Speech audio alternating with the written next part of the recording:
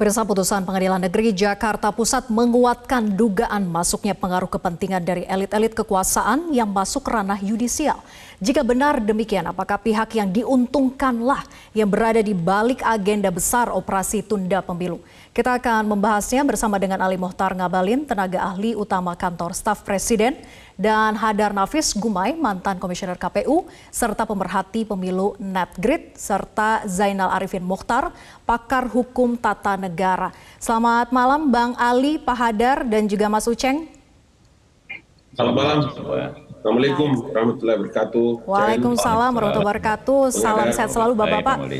Saya ke Mas Uceng dulu. Mas Uceng, saat ini KPU sedang menyiapkan memori banding atas putusan Pengadilan Negeri Jakarta Pusat. Nah, materi dalam upaya banding seperti apa yang harus disiapkan agar tidak kalah dalam upaya banding nanti? Iya, saya kira kan memang keanehannya memang sangat banyak ya. Mulai dari sisi kompetensi, apakah kompetensi itu bisa diperiksa di perdata, ataukah kemudian harusnya diselesaikan di ranah yang memang sudah disediakan secara undang-undang pemilu, yaitu harusnya Bawaslu dan KPU, dan maksud saya dan PT UN. Yang kedua, bukan sekedar materi, tetapi juga teknik meminta, ya, karena saya kira apa yang dilakukan oleh Partai Prima kemarin, mintanya itu memang tidak pas. Karena harusnya permintaannya, karena berkaitan dengan keperdataan, kalaupun kita mau terima kompetensinya, ya paling tinggi adalah mengikut sertakan dalam sebuah proses verifikasi. Itu paling tinggi. Tidak mungkin kemudian mengundurkan pemilu. Karena itu sama dengan seakan-akan hakim perdata itu menegakkan hak keperdataan partai, hak yang dimiliki oleh Partai Prima, tapi pada saat yang sama menindas hak partai lain, menindas hak-hak yang lain. Itu sebabnya kenapa anehnya, karena dimasukkan dalam konsep keperdataan untuk menyelesaikan itu. Yang ketiga dan tidak kalah pentingnya, penundaan pemilu itu sebenarnya bukan domain pengadilan keperdataan. Kalau kita bicara soal pemilu, dia bicara paling tidak 3 komponen yang bicara soal jadwal pemilu, yaitu Undang-Undang Dasar yang bicara soal 5 tahunan, Undang-Undang Pemilu yang mengaturnya secara relatif sama, dan yang ketiga adalah KPU dalam kaitan untuk menetapkan jadwal pemilu.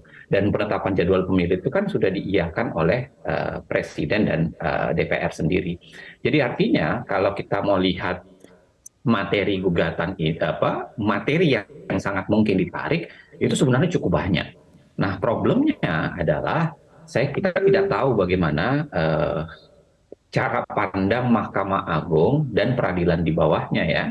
Karena sebenarnya beberapa materi itu seingat saya kalau kita baca putusan 75 itu juga sudah disampaikan, misalnya keberatan atas kompetensi.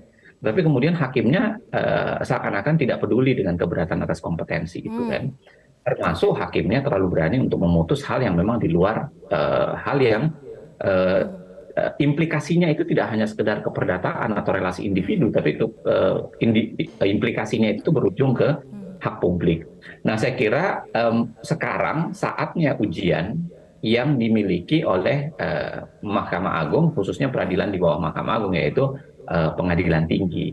Kalau memang ini diajukan, nah sejauh mana misalnya Pengadilan Tinggi mau menutup peluang kesalahan-kesalahan seperti ini. Karena biar bagaimanapun, kesalahan seperti ini bukan hanya bicara soal kesalahan hukum biasa, tetapi membuka kecurigaan, membuka syakwa sangka, atau membuka hal-hal yang memang sudah sekian lama sering dibicarakan publik.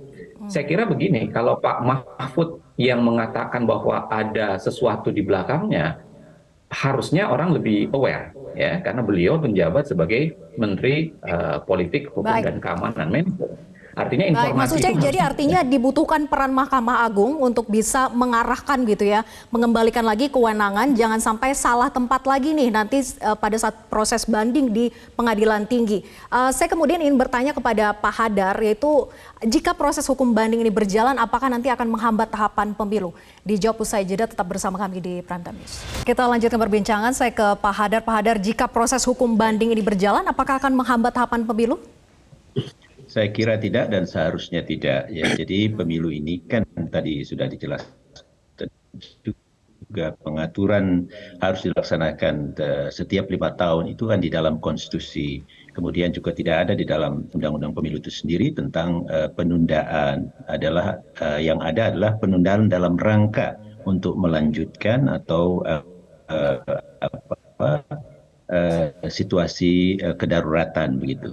Nah, jadi semuanya seharusnya berjalan seperti yang direncanakan. Saat ini sedang berlangsung akan selesai dan juga tidak dalam waktu yang terlalu lama lagi. Di April itu akan ada pertengahan April pendaftaran calon ya untuk pemilu anggota DPR dan Oke, harusnya semua tidak terhambat dengan proses banding yang akan dilakukan oleh KPU. Kemudian saya ingin ke Bang Ali, tapi ya silakan Pak Hadar.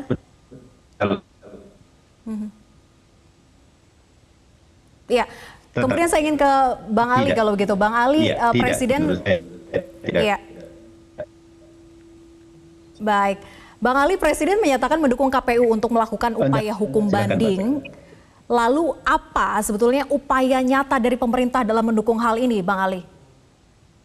Ya, terima kasih Vera, Profesor Ucen, kemudian Bang Hadar dan pemirsa. Pertama memang meskipun Vera tidak bertanya, tapi saya harus mengatakan bahwa kami tidak dalam posisi mengomentari putusan pengadilan negeri, itu pertama. Yang kedua, pelaksanaan atau penyelenggaraan pemilu ini telah ditetapkan tanggal pelaksanaannya tanggal 14 Februari 2024. Anggarannya sudah ada. Ya, saya sampai sore ini, sampai petang ini masih ada di kantor staf Presiden. Kami terus mengolah dan melakukan diseminasi komunikasi di ruang publik. Penyelenggaranya pun juga sudah ada, KPU, tidak ada masalah. Maka langkah-langkah konkret yang dilakukan itu tidak ada lain kecuali adalah tentu saja bahwa dalam posisi pemerintah pada saat ini tidak bisa mengintervensi apa yang telah diputuskan maupun apa yang hendak dan akan dan terus-menerus KPU melakukan tahapan-tahapannya sampai pada pelaksanaan pemilu tanggal 14 Februari 2024 akan datang. Karena itulah maka kalau Vera bertanya apa langkah-langkah konkret yang dilakukan, tidak ada lain kecuali terus mendorong KPU agar apa-apa yang hendak dan akan dilakukan oleh KPU dalam mempersiapkan pelaksanaan pemilu tanggal 14 akan datang di 2024 itu harus berjalan dengan baik. Dan yang ketiga yang lebih terpenting adalah tugas kami sekarang untuk terus meluruskan berbagai macam pikiran, pandangan. Ada orang menyebutkan akan terjadi carut marut dan lain-lain sebagainya. Abaikan semua manusia-manusia yang menggunakan ruang publik untuk membuat narasi yang seperti mau pecah Republik ini. Itu tugas kami sekarang ini. Gitu. Ya.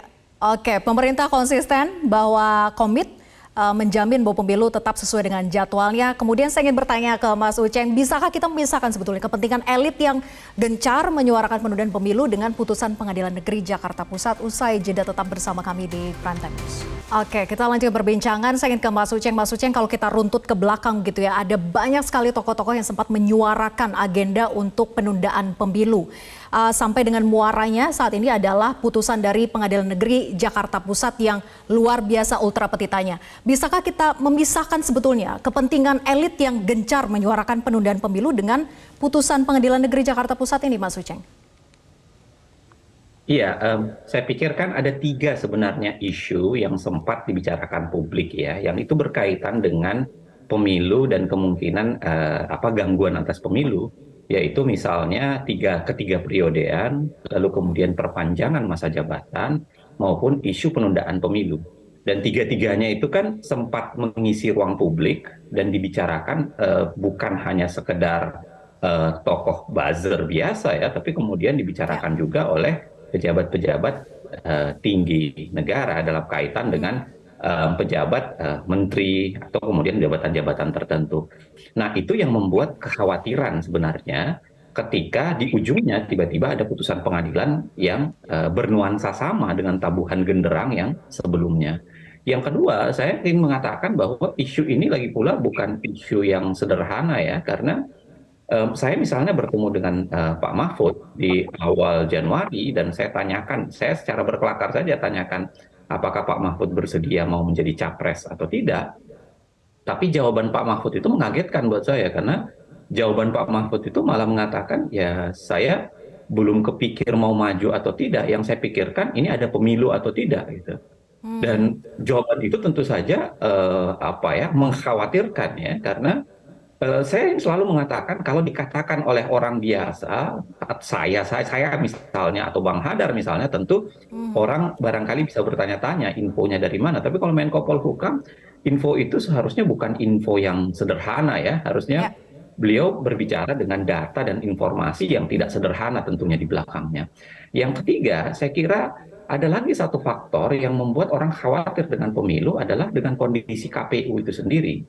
Kita harus ingat saat ini KPU sendiri punya masalah yang tidak kalah besarnya ya, tidak kecil itu, yaitu ketika verifikasi partai dan sampai sekarang pengakuan begitu banyak orang-orang di KPUD menyatakan bahwa KPU sendiri tidak netral dalam artian mengintervensi verifikasi partai dan sekarang kasusnya ini sedang diperiksa di DKPP. Nah, apa yang saya mau bilang, ini juga yang dikaitkan dengan perilaku KPU sehingga kenapa kemudian semacam partai prima itu seakan mendapatkan moral atau kekuatan luar biasa untuk melawan KPU.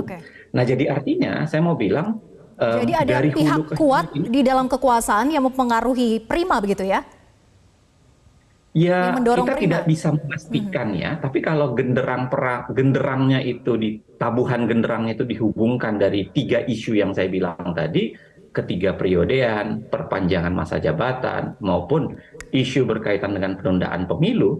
Nah, ini akan mengafirmasi kan isu tersebut, cerita dari catatan dari Prof. Mahfud, maupun kondisi KPU itu sendiri, yang kemudian ya kelihatannya sangat orang banyak mengatakan wasit yang tidak netral gitu dalam artian dalam verifikasi itu kelihatan masalahnya. Nah, saya ingin mengatakan makanya kalau bicara soal tagihan pada KPU ini adalah tagihan buat kita semua, tagihan buat seluruh komponen bangsa bahwa satu persatu harus kita selesaikan. Kalau soal pengadilannya, barangkali silahkan Mahkamah Agung, pengadilan di bawahnya, PT yang untuk menyelesaikannya.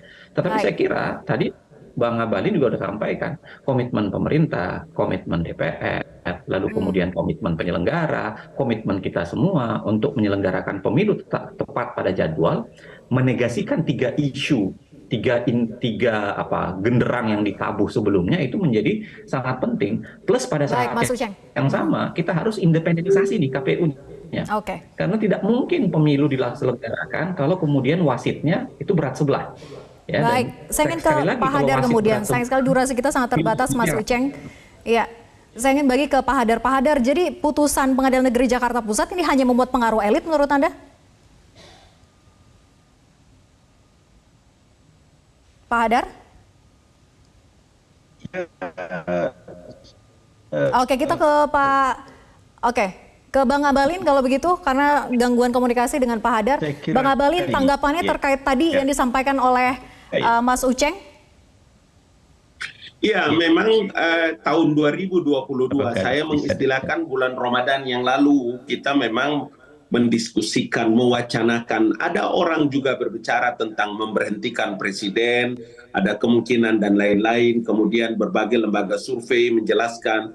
Kemudian ada komentar Menteri, Pak Menko dan lain-lain sebagainya. Tapi itu kan ketika mendapatkan isyarat dari Bapak Presiden untuk menghentikan semua tanggapan pemerintah terhadap wacana pemilu akan datang sudah selesai. Artinya ini peristiwa sudah lama. Sekarang kita udah masuk di 2023, kita mau masuk ke Ramadan yang baru lagi ini sekarang. Jadi kita sekarang wacana di ruang publik itu membicarakan tentang bagaimana pikiran kita yang lurus, kemudian memberikan dorongan kepada KPU, kemudian meyakinkan masyarakat agar tidak gaduh lagi di ruang publik tentang pelaksanaan pemilu pada tanggal 14 Februari 2024 akan datang. Komitmen itu berulang-ulang disampaikan oleh Presiden Republik Indonesia, Wakil Presiden, kami semua di kantor staf Presiden Republik Indonesia, diperintahkan oleh Pak Muldoko, Pak Pratikno, Mas Pram, dan semuanya. Kami di Istana Negara dan pemerintah real dan konkret, punya komitmen, dan ini terus-terus kami yakinkan kepada masyarakat agar semua konsentrasi Bang Ali, tapi bekerja publik seperti kemudian biasa dan mempertanyakan mempersiapkan pemilu akan mengapa datang. Presiden terkesan mendiamkan para pembantunya di kabinet saat menyuarakan penundaan pemilu. Kenapa tidak ditegur dan kasih saja sanksi tegas kalau memang merasa ada Mbak pihak Vera, yang cari muka ini udah maupun selesai. menginjak-injak Sudah tahun Presiden lalu. dengan wacana tunda pemilu? Sebelum Masehi sudah dijelaskan. Sebelum Masehi ratusan tahun yang lalu sudah dijelaskan. Sudah selesai ini urusan. Sekarang kita masuk di 2023 dan mempersiapkan pemilu. Tidak perlu lagi kita ulang-ulangi itu materi, karena yang sekarang ini adalah memberikan dorongan kepada KPU untuk menghadapi ini gugatan ini dan mempersiapkan pemilu sampai dengan 2024 akan datang berjalan dengan baik. Anggarannya sudah ada, panitia pelaksananya yang sebut KPU sudah ada, kemudian seluruh tanggal pelaksanaannya, dan kita semua siap untuk itu. Begitu Mbak Vera. Baik, kita pegang perkataan dari Bang Ali bahwa memang pemerintah menjamin bahwa tetap sesuai dengan konstitusi, pemilu berjalan 5 tahun sekali, jadi 2024 tetap pemilu ya Bang Ali? Ya. Oke, baik, terima kasih Bang Ali, Pak Hadar, dan juga Mas Uceng sudah bergabung sama kami di Prime Time News. Selamat malam.